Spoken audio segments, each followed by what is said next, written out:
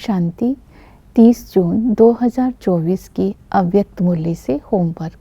आज की अव्यक्त मुरली है, मन को दुरुस्त रखने के लिए बीच बीच में समय निकालकर मन की एक्सरसाइज करो। इसके लिए आज हम लक्ष्य लेंगे, फॉलो फादर कर, बाप समान बनना है। जो बाबा ने एक्सरसाइज दी है मन को हल्का रखने की, वो सारी विधियों को आज बुद्धि में रखेंगे। सबसे पहली है 5 स्वरूप की ड्रिल करना। 5 स्वरूप की ड्रिल करने के लिए बाबा ने आज बहुत अच्छे से बताया कि 5 मिनट में 5 स्वरूप की ड्रिल करेंगे। अपने आप को अपने ज्योति स्वरूप में देखेंगे, अनादि स्वरूप में देखेंगे, फिर अपने आप को पूज्य स्वरूप में देखेंगे, फिर उसके बाद अपने आप को पुजारी स्वरूप में देखेंगे, इसके बाद अपने आप को ब्राह्मण स्वरूप में देखेंगे और लास्ट में फरिश्ता स्वरूप में देखेंगे। जैसे ही एक एक स्वरूप को इमर्ज करते जाएंगे, उस स्वरूप में टिकते जाएंगे तो मन हल्का रहेगा।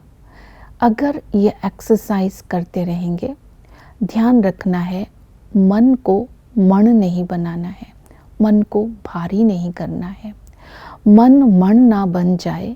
इसके लिए स्वमान का भी अभ्यास करेंगे। मैं मास्टर सर्वशक्तिमान हूँ, मैं विश्व परिवर्तक आत्मा हूँ। तो इस तरह अपनी ड्रिल को और स्वमान को स्मृति में रखकर ये एक्सरसाइज करते रहेंगे, मन को हल्का रखेंगे। दूसरा है, बाप समान बनने के लिए अपने संपन्न स्वरूप को इमर्ज करेंगे। संपन्न स्वरूप, क्योंकि बाप दादा हम सब बच्चों को संपन्न स्वरूप में देखना चाहते हैं। संपन्न स्वरूप बनने की विधि जो बताई है, वो विधि है बाबा ही संसार है। बाबा ही संसार है, इसका मतलब है दिल में दिलाराम रहे।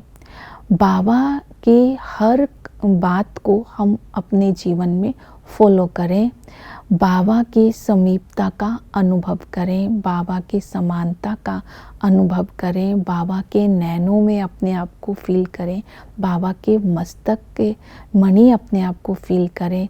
तो इसी को बोलेंगे बाबा ही संसार है। लेकिन बाबा ही संसार के हम कब निकल जाते हैं? बाबा ही संसार कब नहीं रहता? जब हम अपने संसार में दूसरों के संस्कार देख लेते हैं और अपने संस्कारों के वश हो जाते हैं। तो बाबा ही संसार रहे, ये संस्कार अपने और दूसरों के विघन ना डालें, उसके लिए हमें मन को हल्का रखना है। उसके लिए हम अभ्यास करेंगे या अटेंशन देंगे। पहला, रियलाइजेशन में फुल परसेंटेज में पास होना है, क्योंकि हम रियलाइज़ तब करते हैं जब बात हो चुकी होती है। तो बाबा ने कहा आपके पास गुण और शक्तियां हैं, उनको समय पर इमर्ज करके, समय पर रियलाइज़ करके, इमर्ज करके यूज़ करो। तो इसलिए अपनी रियलाइजेशन को 100% बनाना है। दूसरा है, हम अब दूसरों के संस्कार या अपने संस्कारों के वशीभूत नहीं होना है। तो अपने दिल को सदा ही सच्चा रखना है। सच्चा दिल के लिए जो भी मन की बात है, हम बाबा हम जो हैं जैसे हैं, वो बात बाबा के आगे रख देनी है। वो बात दिल से रखनी है, दिमाग से नहीं रखनी है। देहधारी के आगे रखने में संकोच हो सकता है, लेकिन बाबा के आगे रखने में कोई संकोच नहीं है। तो सच्चे दिल से बाबा के आगे मन की बात रखकर मन को हल्का रखना है। तीसरा है कि बुद्धि की लाइन क्लियर रखनी है। तो जब हमारी बुद्धि की लाइन क्लियर होती है तो बाबा से हमें समय पर एक्स्ट्रा मदद मिलती है, दुआएं मिलती है, तो बड़ों का साथ भी मिल जाता है। लेकिन जब डिस्टरबेंस होती है, बुद्धि की लाइन क्लियर नहीं होती है, तो ना ही बाबा की मदद मिलती है, ना ही बड़ों का सहयोग मिलता है। तो इसके लिए हमें अपनी नेचर को इजी बनाना है। नेचर को इजी बनाना अर्थात मिलनसार बनना है। टू मच ऑफिशियल नहीं बनना है। बड़ों के साथ बड़े, छोटों के साथ छोटे, साथी के साथ साथी, इस तरह मिलनसार जितना बनेंगे, अपनी नेचर को इजी बनाएंगे, उतना ही बाबा ने कहा है तुम्हारी बुद्धि की लाइन भी क्लियर रहेगी और बाबा की मदद भी मिलेगी। मनसा में विजयी बनना है और वाणी में मधुरता लानी है।